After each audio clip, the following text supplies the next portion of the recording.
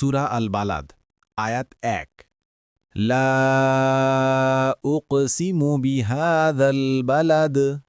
অনুবাদ, আমি শপথ করছি এ নগরের। তাফসীর ১ নং ফুটনোটের বিবরণ।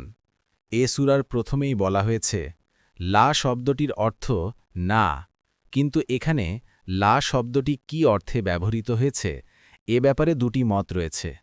১. এখানে লা শব্দটি অতিরিক্ত এবং আরবি বাকপদ্ধতিতে এর অতিরিক্ত ব্যবহার সুবিদিত।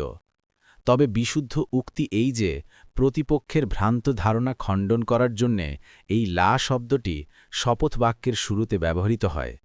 উদ্দেশ্য এই যে এটা কেবল আপনার ধারণা নয়, বরং আমি শপথ সহকারে যা বলছি তাই বাস্তব সত্য, অথবা অমুক অমুক জিনিসের কসম খেয়ে বলছি আসল ব্যাপার হচ্ছে এই।